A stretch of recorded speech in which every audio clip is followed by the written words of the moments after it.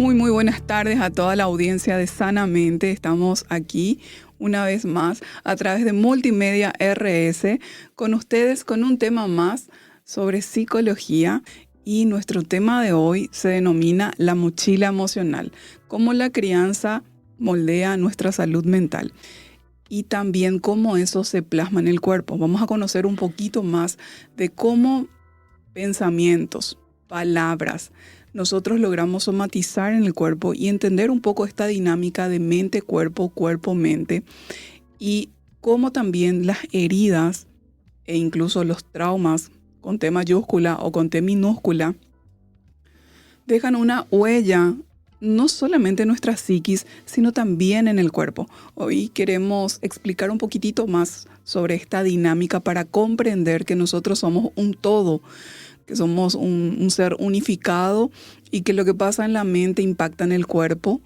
y viceversa. Entonces hoy vamos a adentrarnos más sobre esta mochila emocional. Muchas veces cargamos una mochila emocional y que guarda relación con el tipo de crianza que tuvimos y los diferentes eventos que atravesamos en nuestra historia de vida, desde bebés que somos, ¿verdad?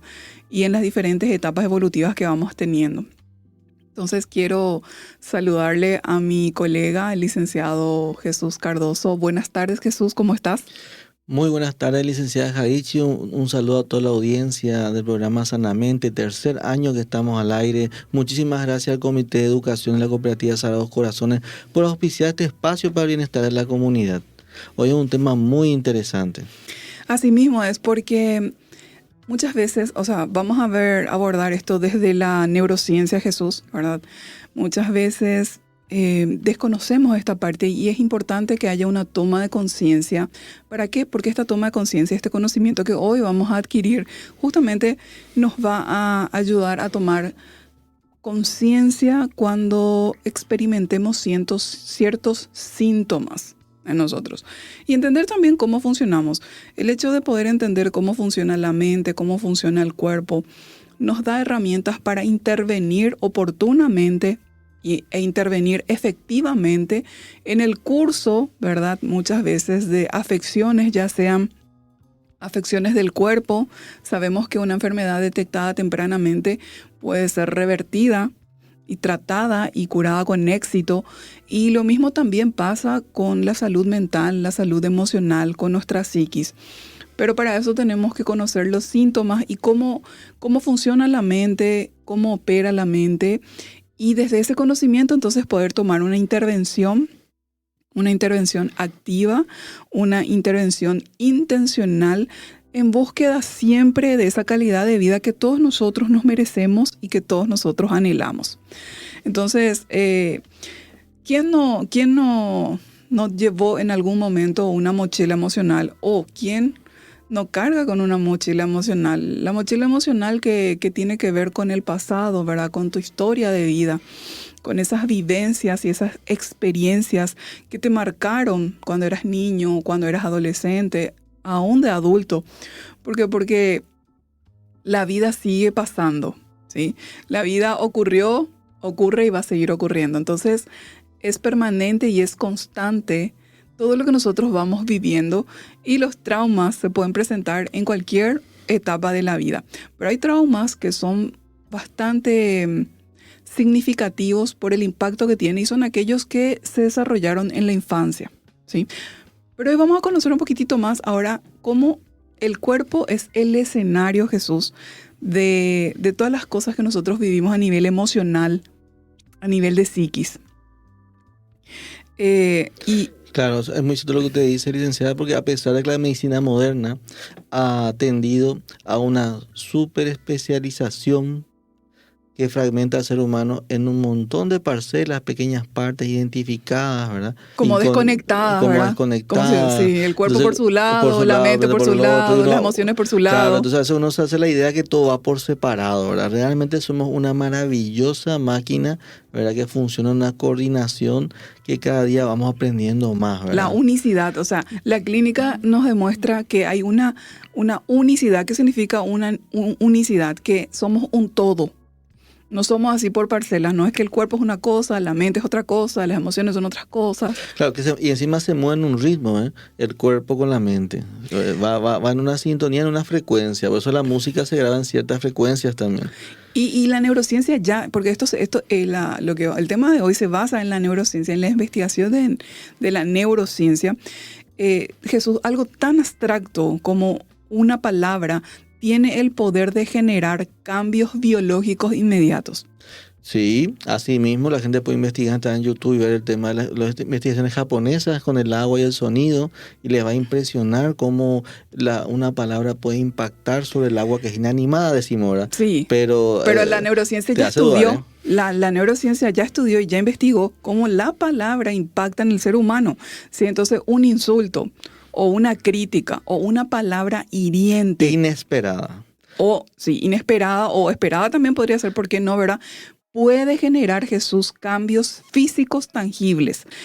Puede provocar una vasoconstricción, ¿verdad? Todos mis vasos se contraen, eso significa. Claro. Puede elevar la presión arterial y puede ponernos la piel de gallina, ¿verdad? Se nos eriza la piel, ¿verdad? Y se paran todos los pelitos, ¿verdad? Una palabra, una crítica, una palabra hiriente tal vez, ¿verdad? Entonces nuestra mente...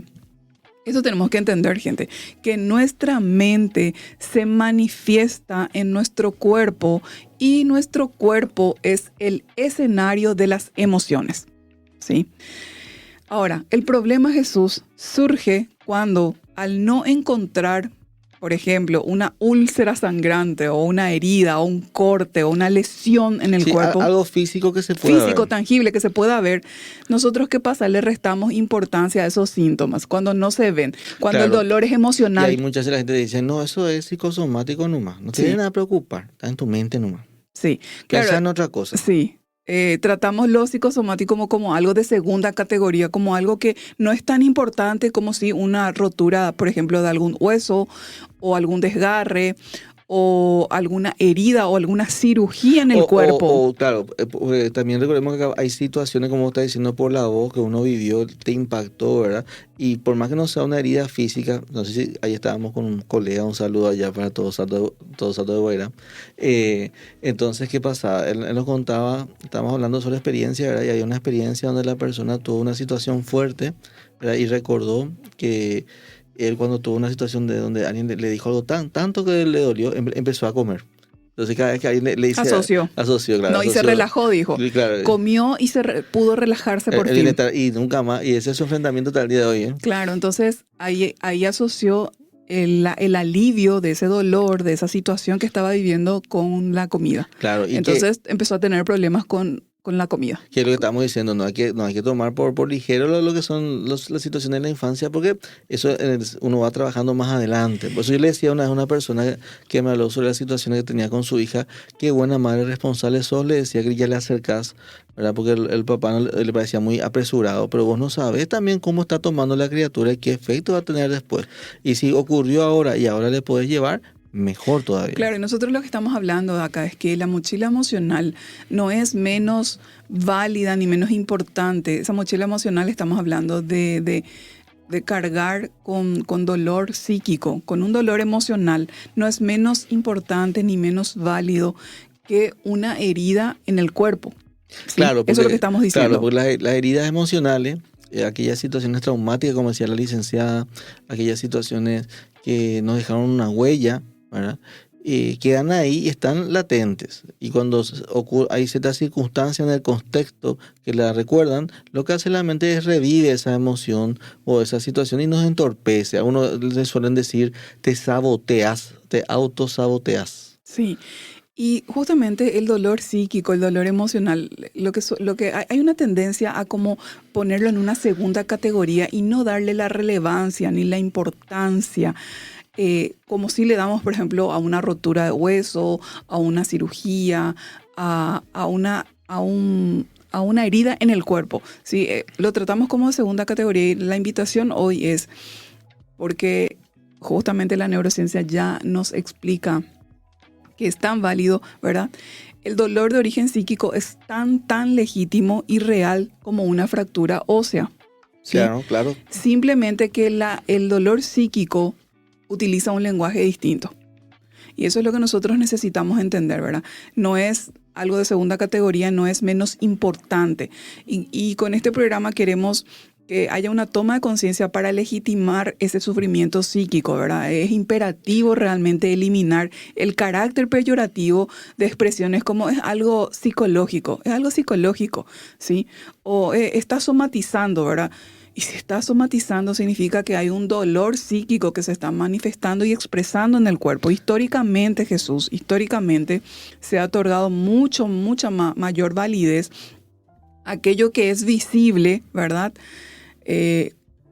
Y dejando de lado y relegando el dolor emocional como algo de segunda categoría y menos importante. Entonces, el sufrimiento que nace de la mente, Jesús, es real. Sí, es real, es legítimo y es biológicamente medible.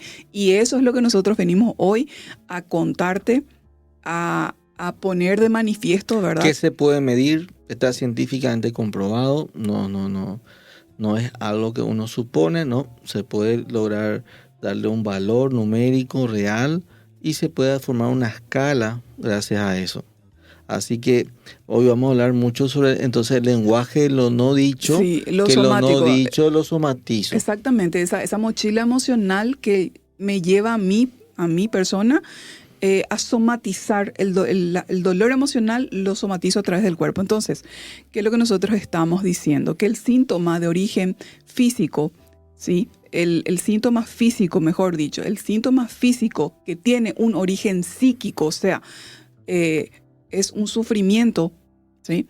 No es una invención de la persona, sino que es una manifestación legítima de la carga mental que tenemos, de la carga emocional que la persona no pudo procesar, ¿sí? Por otras vías. Eso es importante saber. Entonces, cuando no somos capaces de encontrar, Jesús, las palabras para nombrar nuestro dolor, entonces, ¿qué pasa? El cuerpo toma el timón, toma el relevo y el cuerpo habla entonces y manifiesta ese dolor. Ya que yo a través de la palabra no pude identificar, no pude hablarlo, no pude verbalizarlo, eso es lo que pasa. Eso es una somatización. Y pasa mucho más, con más frecuencia de lo que somos conscientes y nos damos cuenta. ¿Por qué? Porque nuestro sistema también educativo no está la materia educación emocional, que yo siempre digo que una de las 5 materias digo que tienen que darse desde el preescolar, desde el kinder, ¿verdad? Claro, graduado a la edad y a la madurez de la persona y del niño en ese caso, pero uno es educación emocional, otro es educación financiera, otro es planificación, otro es nutrición y el otro, ahora no me acuerdo, ya me acordaré y les diré. Pero bueno, son materias que deberíamos de dar desde el vamos, ¿sí? Entonces, ¿qué pasa, Jesús? El cuerpo toma el relevo hablando a través de síntomas físicos para transmitir un mensaje que la mente aún no ha podido descifrar. Entonces, ojo, atención, cuando tenés dolores, vamos a ver cuáles pueden ser esos síntomas, ¿verdad? Pero el lenguaje del cuerpo es la somatización y hay algo que se llama, y se descubrió ya desde la neurociencia, que se llama marcadores somáticos. Marcadores somáticos, son Sí. Huellas biológicas. Son huellas biológicas. ¿Y qué significa una huella biológica?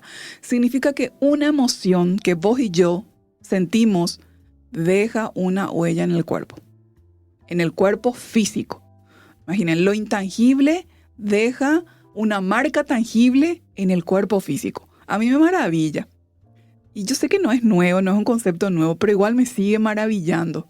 Entonces, cuando el dolor psíquico no se encuentra palabras para ese dolor psíquico, ese rechazo que sufriste esa ausencia de tu padre, tu madre, esa falta de cariño, esa humillación, ¿sí? Esa injusticia, esa traición. Hablábamos en algún programa, Jesús, de las 5 heridas emocionales de la niñez. Muy bueno realmente, porque realmente te explica las heridas y cómo funcionan y qué secuelas tiene la persona, ¿sí? Pero no solamente son secuelas psíquicas, sino que también son secuelas que somatizamos en el cuerpo. Entonces, ¿el cuerpo qué hace? Hay una herida, algo que no procesaste a nivel emocional en tu vida. Entonces, ¿qué hace el cuerpo? Levanta la mano.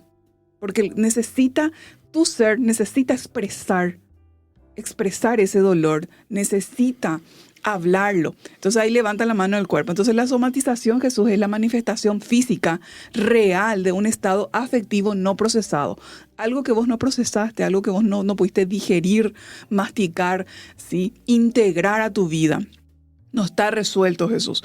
¿Y quién no tiene cuestiones resueltas que vienen incluso desde la infancia? Algún tema con la madre, con el padre, una historia de vida. Eso hay que ser sincero también. No existe persona que no tenga su pasado. Así no existe persona que no tenga sus motivos para estar triste. Sus dolores sus personales. heridas. Ni tampoco no hay persona que no tenga una razón por la cual estar feliz o un pensamiento feliz.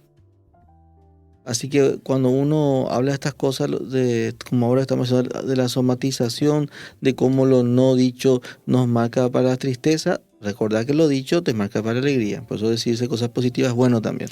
Y sí, vamos a tirar soluciones porque vamos a entrar en un tema muy delicado que va a mover mucho. Así mismo, entonces desde una perspectiva evolutiva tenemos que entender. ¿Qué tenemos que entender?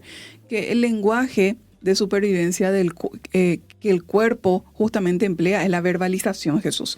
Entonces, esos marcadores somáticos son huellas biológicas, dijimos. Sí, que nuestro sistema nervioso utiliza para guiarnos. Se ha demostrado que el córtex prefrontal ventromedial se activa simultáneamente con sensaciones viscerales, como el nudo en la garganta, las mariposas en el estómago, funcionando como un resumen de nuestra vida. De nuestra historia. De nuestra historia de vida, que nos ayuda en la toma de decisiones. Entonces, síntomas físicos comunes, ¿verdad? Que en este caso, estos son los marcadores somáticos. Marcadores somáticos, síntomas comunes. Por ejemplo, alteraciones inmunológicas. El cortisol se mantiene mantenido en la línea del tiempo, debilita nuestras defensas. Molestias gástricas, ¿sí? Muchas veces las personas desarrollan una gastritis que tienen de origen emocional. ¿Sí? Así que ya sabes, cuando tu hijo va a tener un examen, tiene que hacer algo emocionante, se agarra la panza y te dice, me duele, me quema, bueno, hay molestias gástricas. Claro, también puede ser. Y eso viene por un origen posiblemente emocional, porque mañana tiene el examen, porque hay chicos que se autoexigen demasiado y hay padres que le autoexigen demasiado. Pero ahí también se da esto porque la persona no logra verbalizar, no logra procesar cognitivamente, afectivamente, emocionalmente, darse permiso. Por ejemplo, ¿qué estoy sintiendo? Siento miedo. ¿Qué me genera miedo? Me genera miedo el examen, me genera miedo poder aplazarme. Y así uno va procesando. Pero cuando uno... Claro, recordemos que son niños nuestro tema, entonces como es la infancia, no teníamos voz del conocimiento, tenemos ahora de lo que estamos hablando. Entonces, sin embargo, los niños pueden ser educados emocionalmente porque hoy hay tarjetitas donde, por ejemplo, les muestran el enojo y cuándo surge el enojo. Le muestra la tristeza y cuándo surge. O sea, justamente por eso es tan importante la educación emocional. Pero ahora ya somos grandes, nosotros estamos analizando, esto es algo forense que estamos analizando el pasado. Pero justamente como habla el título, uno se refiere a lo que viene en la infancia, aquella mochila que traemos de lo que pasó en nuestra infancia, en la crianza. Sí, y lo terapéutico de esto, Jesús, sería de que hoy sí puedo verbalizar lo que en aquel entonces ocurrió. Me sentí triste, me sentí abandonado, me sentí traicionado. Y al yo poder cerrar y procesar esas emociones no resueltas, entonces comienzan a desaparecer los síntomas físicos, que es esa somatización, ¿sí? Esa enfermedad orgánica que vos desarrollaste a causa de no haber resuelto cuestiones del pasado, heridas y dolores que cargas desde hace cuántos años. Por eso hablamos de la mochila emocional. Mira, las contracturas musculares. Hay personas que tienen el cuerpo lleva esa cuenta de todo lo que emocional que viviste, ¿verdad? Entonces, estrés acumulado, dolor acumulado, ¿sí? Entonces, estas manifestaciones son a menudo, ¿qué son, Jesús? El grito de una mochila emocional, ¿sí? Así mismo. De la infancia. De la infancia. Recordándonos qué cosa, el dolor psíquico, ¿sí? El dolor psíquico de aquella vez. Entonces estamos hablando de las molestias gástricas, los dolores de cabeza todo lo que recurrentes que a menudo no responden a fármacos neurológicos. Hay personas, Jesús, que desarrollan problemas cardiovasculares y presión alta, incluso por cuestiones emocionales. Hay presión alta emocional, hay hasta una diabetes emocional. Así es. O sea, ¿qué ocurre? En el caso de la cefalea, el dolor de cabeza, ocurre algo así, ay, me duele la cabeza, tipo te cuesta enfrentar. O está en una situación que te recuerda un dolor del pasado y te empieza ya a doler la cabeza, ¿verdad? Y eso ocurre porque pues, tu cuerpo no encuentra una forma de verbalizar, entonces lo que hace es somatizó con el tiempo aquel recuerdo. Entonces vos estás en una situación similar, ¿verdad? Y a veces te quedas, como decíamos hace un rato, hasta un nudo en la garganta. En este caso, dolor de cabeza, puede ser nudo en la garganta y decir, yo no sé por qué me paralicé. Yo sé que eso estaba mal y no me podía mover. Y vos te recordás, pues a veces tu vivencia que te pasó lo mismo. Claro, y lo que pasa es que no es consciente, ¿verdad? Después de repente cuando vos te pones a pensar qué fue lo que pasó, ahí relacionás. Pero yo quiero explicar un poquitito nomás brevemente cómo funciona esta unicidad que somos nosotros de pensamientos, emociones y conductas. Vamos a imaginar como 3 vasos, así, uno al lado de otro, los 3 cargados con agua. Entonces, si nosotros intentamos suprimir, uno va a ser pensamiento, otro va a ser emoción, otro va a ser conducta. Si nosotros intentamos suprimir o presionar hacia abajo el contenido de uno de los vasos, y que estos vasos están interconectados, eso me olvidé decir, son 3 vasos interconectados, los 3 tienen agua y están interconectados entre sí. Pero ¿qué pasa si yo presiono uno de los vasos? Ignorando un pensamiento recurrente. Vamos a poner el vaso de los pensamientos y yo ignoro un pensamiento recurrente. ¿Qué significa esto? Un pensamiento que me viene toda la hora, ¿sí? O yo bloqueo la emoción, me voy al vaso de la emoción, bloqueo esa emoción y presiono hacia abajo. ¿Qué es lo que va a pasar? ¿Qué va a pasar con el agua del que le llamamos al cuerpo? Tenemos pensamiento, emoción y cuerpo. Si yo presiono pensamiento o presiono emoción, suprimiendo esto hacia abajo, ¿qué va a pasar con el vaso del cuerpo? Sube, rebosa, se va a manifestar lo físico. Así funciona y así funcionamos. Entonces, Antonio Damasio, un neurólogo muy conocido, ¿verdad?, revolucionó la comprensión de justamente los marcadores somáticos, ¿verdad? Y estos son los marcadores somáticos, como ya dijimos, esas mariposas en el estómago, nudo en la garganta, cambio de ritmo cardíaco, ¿verdad? Actúan como un resumen biológico. Entonces, vos tenés que estar muy atento. Yo me doy cuenta de mis marcadores, o sea que sí, cuando se activan. Bueno, es muy bueno, licenciada, muy bueno. No, me doy cuenta cuando se activan porque yo de repente tengo una sensación en el cuerpo, ¿verdad? Por ejemplo, ¿sabes cuándo se suelen activar? Escuchando músicas. Escuchando música, se activan marcadores. Por ejemplo, una etapa triste de tu vida, no sé, por ejemplo, falleció tu abuela, vos le querías mucho. Y justo en el velorio se tocó, o en esa misa se tocó una música, ¿verdad? Y vos estás sintiendo un montón de cosas, ¿verdad? En el futuro, Jesús, cuando escucho esa música, yo tengo un montón de sensaciones en el cuerpo. Esos son los marcadores. Pero esto pasa no solamente con la pérdida o un velorio, pasa con el maltrato. Se activan en el cuerpo, se activan esos recuerdos emocionales. Sí, un montón de activaciones hay. Así funciona. Entonces, vamos a hablar un poco de que existen traumas con T mayúscula y existen traumas con T minúscula, Jesús. Eso también es importante diferenciar. Claro, el trauma del microtrauma. Claro, trauma con T mayúscula decimos un trauma así fuerte, intenso. Claro. Y el microtrauma, que es un trauma más pequeño. Claro, pero el impacto emocional no reside pues únicamente en la magnitud del evento, sino en la capacidad que tiene para fracturar nuestro mundo interno y nuestra percepción de seguridad. En palabras humanas y comunes, esa situación impactó dentro de tu emoción y lo que hizo es, te generó inestabilidad, porque no te sentís con esa seguridad que sueles tener en ciertos temas. Hay gente, por ejemplo, que a través de un momento traumático con T mayúscula, cambia totalmente su rendimiento, su capacidad, le rompe por completo. Y deja de ser productivo, para que se entienda. En psicología, pues lo importante cuando uno habla de bienestar es la capacidad que yo tengo de producir. Yo tengo que producir, y no me refiero solamente a dinero, sino que, como estamos diciendo, el cuerpo va con la mente y también necesita combustible, que es el alimento, por eso trabajamos. Pero también hay una producción de desarrollo interno, emocional, que es lo que llamamos madurez. Entonces, ¿qué pasa? La situación traumática me golpea tan fuerte que yo siento que me quiebro. Hay gente que dice, siento que me desgarro por dentro. Y literalmente tiene esa sensación por la fuerza del impacto que recibió, y el trauma se quedó en su recuerdo, pero es tan fuerte que no sabe a veces cómo gestionarlo. Y ahí es donde uno generalmente acude a la terapia. porque hay veces que es tan, como decimos, con T mayúscula, es tan grande su T mayúscula que no es para manejarlo solo, porque quizá uno no tenga las herramientas todavía para tocarlo. Entonces ahí el terapeuta cumple la función de poder sostener en el proceso que uno va gestionando poco a poco esa situación que se dio, que no pudo superar. Muchas veces es, por ejemplo, la pérdida de un padre en la infancia. Entonces ese abandono, que sería el trauma con T mayúscula, le trabaja tanto que cada vez que termina un ciclo y la gente cambia, hace como un duelo. Y el abandono es algo que impresionante cómo genera una sensación y un sentimiento de orfandad y condiciona la identidad de la persona. ¿Y saben qué condiciona? Sus dinámicas de relacionamiento, que vamos a ver más adelante. Jesús, a mí me gustaría hablar justamente de que los traumas con T mayúscula podemos decir que son aquellas catástrofes naturales, atentados, violaciones, ¿sí? Y el impacto emocional, la fractura es evidente en la psique y del mundo emocional de la persona. Otro trauma con T mayúscula, por ejemplo, es nunca se me dijo que yo soy adoptado. Sí. Y a una cierta edad me dicen, ¿Te o me enterás? entero, soy adoptado. Sí, genera un impacto porque justo muy... yo soy cero negativo y toda mi familia es AB. Sí.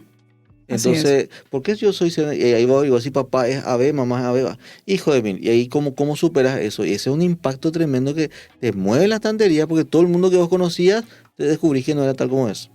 Así es. Y Jesús, tenemos los microtraumas, ¿verdad? Los microtraumas no le estamos restando importancia, pero para darle una clasificación, ¿verdad? Están, por ejemplo, las humillaciones constantes, el rechazo, el bullying, la pobreza. Es la copa amarga. La negligencia emocional, ¿verdad? Y aunque parecen menores, generan un estado de alarma crónico en la amígdala, que es donde nosotros tenemos nuestro centro emocional, está en el cerebro, acá en el medio, está así chiquitito como un porotito, que es donde que es como un pequeño cerebro emocional donde se genera todo de la parte emocional y se encarga de esa parte.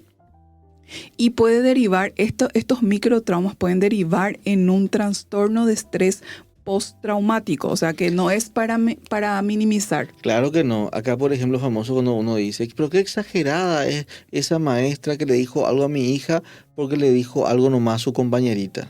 ¿Y qué le dijo? Por ahí la compañera morena, la hija de una rubia de ojos azules, y le trató de forma despectiva como si ella valiera menos por ser morena. No es menos, porque al ser pequeño no tengo las herramientas muchas veces de un adulto de decir, para mí me resbala. ¿Verdad? Entonces eso se queda adentro. Es un microtrauma que puede ir creciendo. Y lo grave del microtrauma es que se repite en el tiempo. Es un microtrauma pero sostenido en el tiempo. Imagínense, humillaciones constantes, rechazo constante, bullying constante, negligencia emocional o pobreza constante. Me puede derivar en un trastorno del estrés postraumático. Y muchas veces la persona viene a una consulta y dicen, ¿y pasó algo? Y la verdad que no hay un detonante, sino hubo una violación, no hubo una catástrofe, no hubo un trauma con T grande, pero la persona igual está con un estrés, con un trastorno de estrés postraumático, ¿verdad? Claro, ¿Y qué es un trastorno? Claro, porque recordemos que acá, como estamos hablando de somatización, es como mi mente está gestionando esa emoción y ese recuerdo. ¿Se entiende eso, verdad? No es que realmente está frente a mí, es como yo lo guardé. Y eso como yo lo guardé es lo que me está generando esa ansiedad, esta incertidumbre, esta sensación de que mi piso se mueve, por decirlo así. Que no me faltan herramientas, siento, para resolver eso. Claro, y para aclarar un poco más que es un trastorno de estrés postraumático, que los microtraumas puede derivarte en eso, aparece justamente después de haber vivido o también de haber presenciado situaciones altamente estresantes, ¿verdad? Y es cuando la experiencia no se logra procesar adecuadamente por el cerebro, ¿sí? Entonces el sistema nervioso queda en un estado de alerta, Jesús, constante, como si el peligro aún estuviera presente, ¿sí? Entonces, eso puede derivar. Entonces, algunos ejemplos, microtraumas ya dimos: humillaciones constantes repetidas, rechazo familiar, acoso escolar, bullying o acoso laboral, mobbing, ¿verdad? Vivir bajo el umbral de la pobreza o una enfermedad crónica también, propia o de algún familiar, una mamá, un papá, y el niño no estaba preparado para sobrellevar eso. Entonces, esto genera secuelas, ¿sí? y tiene un impacto, estos rechazos, estos traumas con T mayúscula o con T minúscula tienen un impacto en la identidad de la persona y en las relaciones de esa persona. Estas experiencias de vida, ¿sí?, moldean la identidad. Imagínate, moldean cómo vos te autopercibís y te autodefinís como persona. Y pueden generar un montón de trastornos a partir de ahí, ¿verdad? Fenómenos disociativos, despersonalización, un montón de trastornos realmente, Jesús. Entonces el cuerpo, como bien dice, ya lleva la cuenta y esas huellas pueden manifestarse, Jesús, años después. Esto es importante también. Por ahí a vos en tu infancia te tocó vivir un microtrauma de forma permanente, constante, que no detonó en un problema inmediatamente, pero años después sí detona por ejemplo, en un trastorno de ansiedad generalizada, en una depresión. A veces las personas entran en una depresión y dicen, no sé por qué estoy con depresión. No sé, y te pasó algo o algún detonante, no sé, y no puede ni siquiera explicar, ¿verdad? Cuando no es químico, porque a veces que es directamente químico y por eso se da la depresión, pero cuando no es químico, entonces empiezan a hurgar y después se van y se topan con la infancia de la persona y vio que constantemente recibió rechazo, se sintió inseguro, tenía padres ausentes, un montón de vivencias que finalmente, años después, desembocaron en una depresión. O desarrolló la persona ataques de pánico, ¿sí? Entonces es importante saber esto. Estas experiencias definen también la forma en cómo la persona habita en el mundo. O sea, estas experiencias, trauma, microtrauma, del tipo de trauma que sea, nos condicionan cómo nosotros andamos por la vida, ¿sí? Y pueden generar, ¿sí?, insomnios, por ejemplo. Un insomnio crónico, que quiere decir crónico, frecuente, sí, que es una incapacidad biológica para desactivar el estado de alerta. Dice, ¿qué quiere decir eso? Estoy tan despierto que me cuesta dormir. No sé cómo apagar esa sensación de despierto, ¿verdad? Y hay gente que recurre a valeriana, hay gente que toma tilo, hay raíz de coco, hay gente que toma cosas fuertes, ¿verdad? Y que son, ¿sabes qué? ¿Cuál es el problema con eso, Jesús? Que son, es para tratar el síntoma, pero no el origen y la causa. Sí, físicamente pues yo trato de relajarme para poder dormir. Pero el origen, el quid, o sea, el origen no estás tratando, entonces no tratas de raíz el problema. Y lo importante es tratar de raíz el problema para que haya realmente una sanidad y una restauración completa.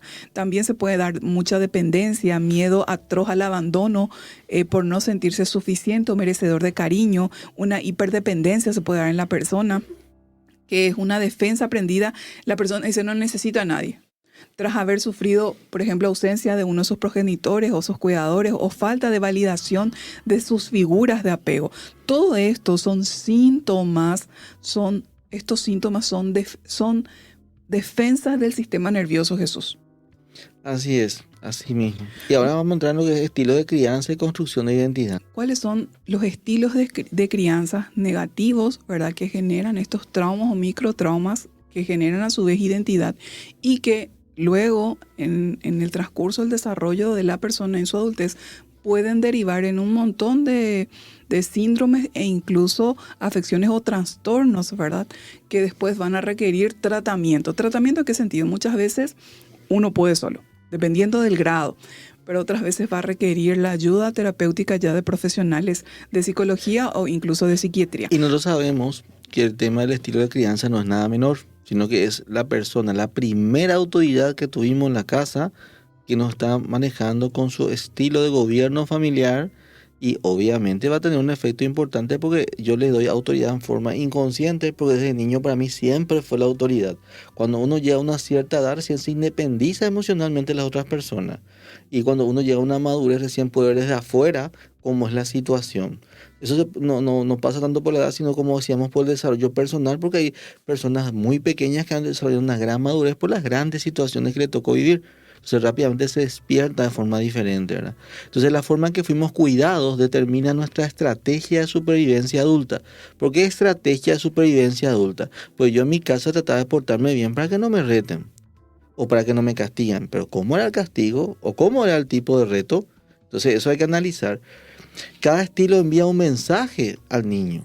Si es un padre autoritario, es un mensaje. Si es un padre ausente, otro mensaje. Jesús, el tipo de crianza que tuvimos modela nuestro mundo, pero también modela nuestra identidad, ¿sí? Porque, como vos decís, cuando somos niños no cuestionamos la autoridad de los padres, o sea, la tomamos como una absoluta verdad y la medida de todas las cosas, o sea, así es el mundo, así es la familia, o sea, por más que duela, no cuestionamos, sino desafiamos esa experiencia. Después de adultos lo hacemos, ¿verdad? Claro, cuando tenemos una cierta... Eso es lo peligroso. Claro, cuando hacemos la apertura de la independencia, por eso al niño desde que es pequeño, decíamos el otro día, hay que darle responsabilidades. Al momento que ha tenido responsabilidades, ella tiene que encargarse de algo. Al encargarse de algo, él se da cuenta que para hacer ese algo no es tan fácil. Y que ahí... ya él toma un papel de protagonista, él tiene que cumplir un objetivo. Y ahí ya empieza su despertar de que él es un individuo y que cada quien de los que él conoce tienen su interés, tienen su corazoncito, sus proyectos. Y entonces uno va evolucionando. Y comienza también a conocer, o sea, uno de niño en la familia acepta lo que te dicen que es bueno y malo, ¿verdad? Tal es así, un ejemplo cortito de hacer para después entrar en lo del tema del estilo autoritario, que recuerdo el testimonio de una persona que era niña, que era abusada sexualmente por su padre, y que ella eso pensaba que era normal, que después creciendo a través de la educación en el colegio, escuela, colegio, ya se da cuenta que eso no era normal y también que no era correcto. Claro que ella se sentía incómoda y tenía un montón de sensaciones, ¿verdad? Sin embargo... Claro, tu realidad está condicionada a lo que uno conoce. Entonces, si vos conoces eso nomás, para vos todo lo que vos veas lo normalizás. Así es, aunque esté mal. Aunque esté mal. Por eso culturalmente las culturas son diferentes. Entonces, a veces a vos te parece algo que es malo, pero en la otra cultura se le enseñó que eso es correcto. Así es. Y por eso lo que uno cuando hace asociaciones o se va al colegio, las normas son para todos, para entender de que hay un orden general por encima de lo que en mi casa se dice. Y ahí yo voy avanzando en la sociedad. ¿Y qué pasa acá? Si yo crecí con un padre autoritario, donde su control y su exigencia eran constantes, donde él me generaba o me podía generar de niño culpabilidad porque para él no alcanzaba yo nunca la medida de lo que él esperaba. La sensación es que no es suficiente, nada es suficiente. Útil. Lo que vos haces no es útil para... No sos suficiente. No sos suficiente. El autoritarismo, la crianza autoritaria genera esto en el niño, que no sos suficiente. Y esta es una herida emocional. ¿Sí? Y hay niños que después, ¿qué pasa? Tratan de buscar tanto la aprobación de este padre autoritario que acceden a todo lo que él quiere contar, de que él le diga, lo hiciste bien.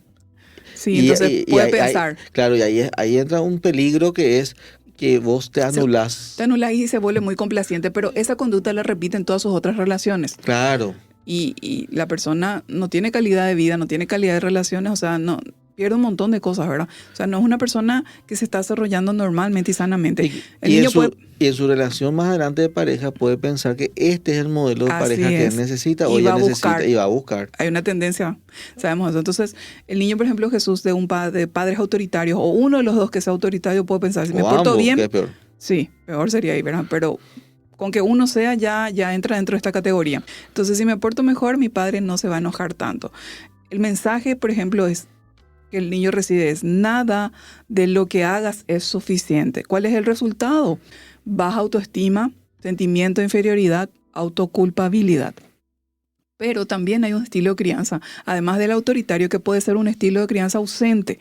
Entonces, padres poco presentes que generan adultos que no se sienten queribles o que tienen temor a tener intimidad, o sea, intimidad emocional, entrar en una pareja, entrar en una relación sentimental, no quieren sentirse vulnerables, ¿verdad? O inclusive pueden evitar tener hijos, porque siente que al papá no está en la casa, sí.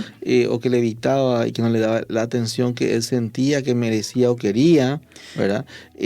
Hace que él dice, ¿para qué yo quiero que alguien pase por lo mismo? Esa es una señal luego de que hay que hacer las alertas y pensar, ¿por qué uno pensaría así si en la vida hay también cosas tan hermosas?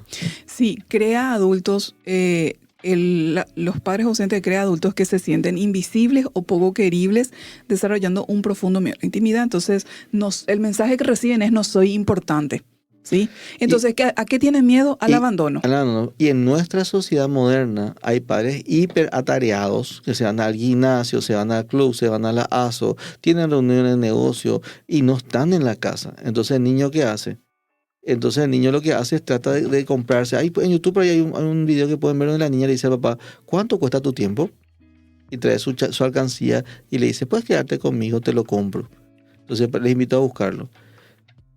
También está el sobreprotector, que al no permitir el riesgo o la toma de decisiones, se envía el mensaje que el hijo no es capaz, que es el que le quiere decidir por él todito. No, te vas a equivocar, esto tenés que elegir, no, esto tenés que poner. Entonces él no decide, él toda la hora su autoestima va bajando porque todo tiene que recurrir a la mamá para decir A o B, A o B, A o B. Entonces no le deja salir, ¿verdad? Entonces envía un mensaje de tú no eres capaz solo. Claro, el mensaje es no sos capaz y cuál es el resultado de una persona dependiente. Sin autonomía. Por eso es importante que el chico haga las tareas de cortarse la comida, doblar su ropa, tener una responsabilidad donde él muestre que su valía viene por lo que él hace. Y también hay que enseñarle de pequeño que él le da y le quita autoridad a las personas. Pero eso va a ir con el tiempo. Porque él también tiene que saber no escuchar que dice tonterías. Así mismo es. Y después tenemos también una crianza de padres narcisistas. Entonces, ¿qué significa esto? Es cuando los padres proyectan un ideal o sus propios deseos, anhelos, sus propios, ¿verdad? Deseos y anhelos frustrados en sus hijos. ¿Qué genera esto? Lealtades invisibles, donde el niño, ¿verdad?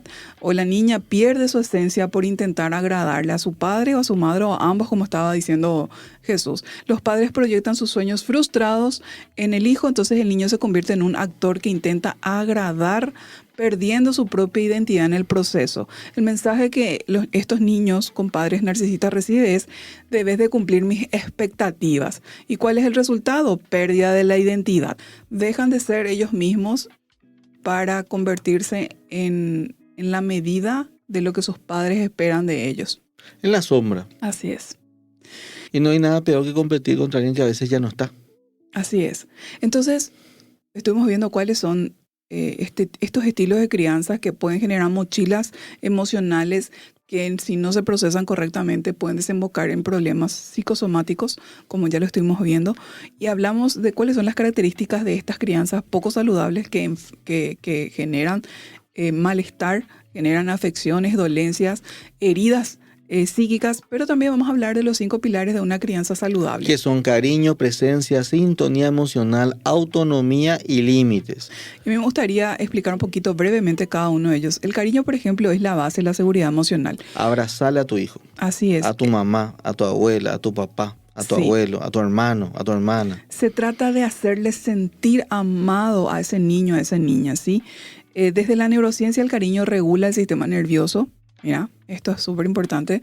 Reduce el estrés, favorece la liberación de la oxitocina, que es una de las hormonas del bienestar y que se liberan cuando uno abraza o recibe un abrazo.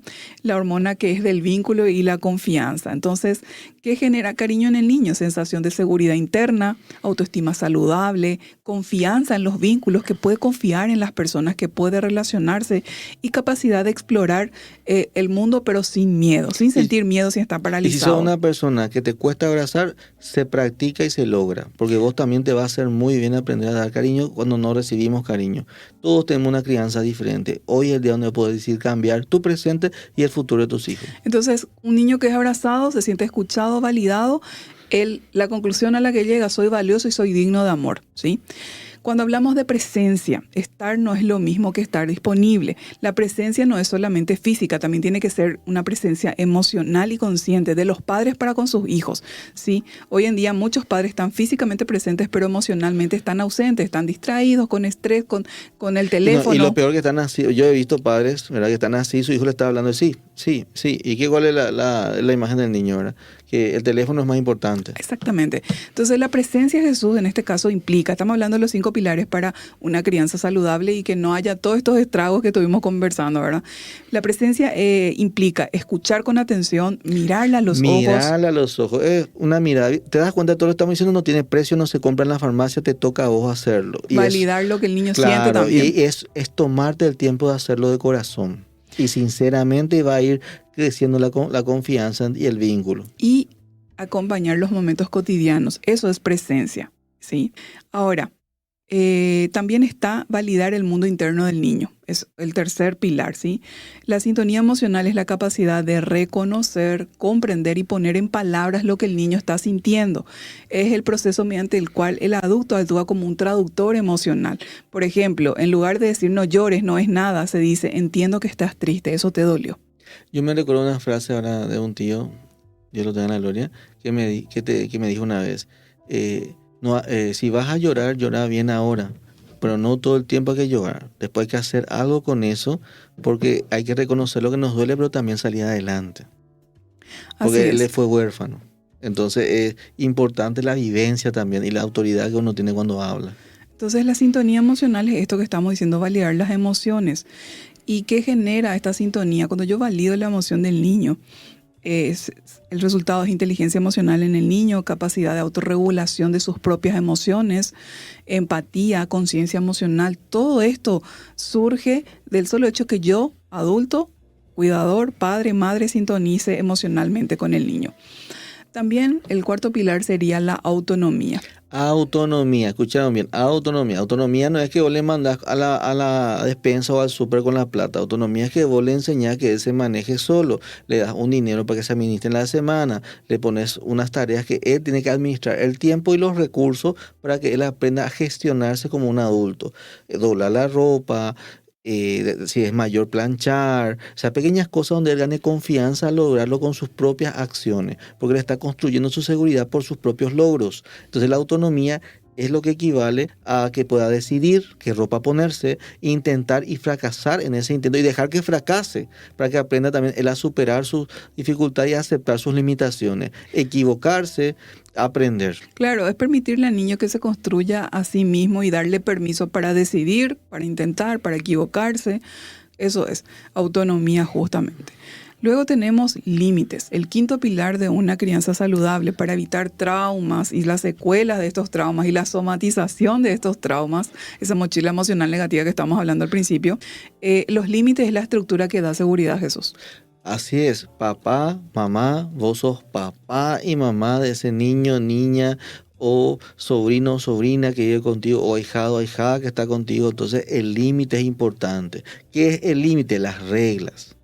Darle un tiempo a cada cosa, que distribuya su tiempo en el día. No todo el día puede ser ocio, no todo el día puede ser estudio, no todo el día puede ser una actividad. Es tener diferentes actividades y también decirle qué puede y qué no puede hacer, a qué hora pueden ir gente, quiénes pueden y no venir en la casa. Y él tiene que aprender que él también es responsable de hacer respetar las reglas de la casa y tiene que entender el por qué están esas reglas y en qué le beneficia seguir esas reglas. Así mismo, y contrario a lo que muchas personas podrían pensar o creer, los límites no son falta de amor, sino dan estructura, contención y seguridad. Los límites funcionan como una especie de borde que organizan al mundo del niño. Entonces, un buen límite es claro. Como estaba contando Jesús, también tiene que ser coherente, tiene que ser sostenido en el tiempo y explicado con respeto. Así mismo como Jesús estaba dando ejemplos. Entonces, porque él va a vivir en una sociedad donde va a haber límite. ¿Y cuál es nuestro problema en la sociedad de hoy? Que muchos solemos plaguear porque hay ciertas personas que abusan de su estatus, por decirlo así, y violan las reglas que son comunes para todos. Y si queremos que algo dure en el tiempo, tiene que haber respeto y tenga una comprensión de lo que se logra con esas reglas. Claro, y ahí el mensaje que transmite los límites para con los niños es que en el mundo tiene reglas y eso le protege, ¿verdad? Ejemplo, vos no le podés pegar a la gente cuando estás enojado, pero sí podés decir lo que te molesta. Y también, eso es importante lo que dijo recién la licenciada, evitar que el niño le pegue a la mamá y enseñar que el pegar a una mujer está mal. Jesús, ¿y qué generan estos límites? Seguridad interna, autorregulación, tolerancia a la frustración, que es una habilidad que necesitamos aprender, porque en la vida muchas veces vamos a recibir no como respuesta de la pareja, no, vamos a recibir un no en la empresa, vamos a recibir un no de diferentes lugares. Entonces es importante desarrollar la tolerancia a la frustración. Y estos límites también que generan y desarrollan en el niño responsabilidad, porque cuando no hay límites hay desorganización emocional, hay impulsividad y dificultad para respetar las normas. Entonces, imagínense todo lo que puede pasar. Qué bueno es poner límites, no tengan miedo de poner límites razonables. Así mismo es. Y bueno, para ir cerrando, Jesús, y dando ya una conclusión de lo que estuvimos viendo hoy, ¿verdad? Entendimos algo fundamental, ¿sí? Que nuestra historia no empieza hoy, empezó mucho antes, en esos primeros vínculos, en esas experiencias que fueron dejando huella, no solo en nuestra psiquis, sino también en nuestro cuerpo, en nuestras emociones y en nuestra forma de ver el mundo, ¿sí? Comprendimos que lo que muchas veces llamamos la forma de ser de una persona, en realidad es una construcción, es una adaptación, es una respuesta a lo vivido en mi pasado. Entonces, el cuerpo habla cuando la mente calla. Las emociones no desaparecen cuando se ignoran. Lo que pasa es que se transforman como una enfermedad psicosomática.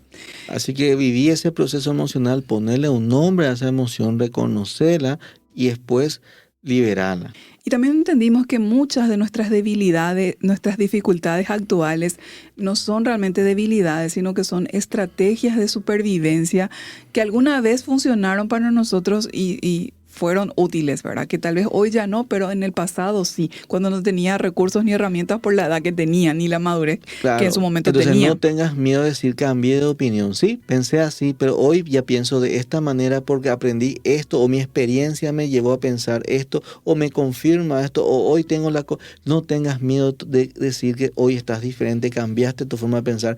No porque ayer erraste hay que continuar con el error, hoy puedes cambiar. Así mismo es. También aprendimos, Jesús, que no todo trauma es un gran evento. A veces lo que más marca no es lo que pasó una vez, sino lo que faltó muchas veces. Por ejemplo, el afecto, la presencia, la validación, el cariño. Pero también hay algo fundamental y esperanzador en todo esto, ¿verdad? Nada de lo que vivimos nos deja condenados, ¿sí? Porque así como nuestra historia nos marcó, también tenemos la capacidad de transformar, como vos estabas diciendo. Claro, la neuroplasticidad nos demuestra que el cerebro puede cambiar. La resiliencia nos muestra que podemos reconstruirnos. Y la conciencia nos da el poder de elegir distinto. Así es, de tomar una decisión diferente, ¿verdad? Sanar no es borrar el pasado, sino que es dejar de vivir condicionado por ese pasado y por esas experiencias y vivencias que tanto dolieron y lastimaron. Entonces, sanar es aprender a escuchar a nuestro cuerpo, a nombrar lo que sentimos, darle un nombre. Me dolió, me lastimó, me abandonó, sentí esto, no me sentí querido, no me sentí validado, no me sentí importante. O sea, también tenemos que aprender a soltar lo que ya pasó, ¿verdad? Y a construir una nueva forma de relacionarnos con nosotros mismos, con los demás, con el mundo. Porque al final no somos lo que nos pasó, Jesús. Nosotros somos lo que decidimos ser con eso que pasó. Es lo que yo decido y elijo construir para mi propia vida, no negando el pasado, pero transformándolo, ¿sí? Y diseñando el futuro que quiero para mi vida. Entonces, es ahí justamente donde empieza el bienestar. Jesús, con esto entonces cerramos. Un gusto a la audiencia porque nos sigue, compartan, denle me gusta, pidan a las personas que sigan este programa que es para ustedes. Así mismo es. Nos vemos con otro tema más de psicología aquí a través de Multimedia RS. Sanamente nuevamente estará contigo. Nos vemos.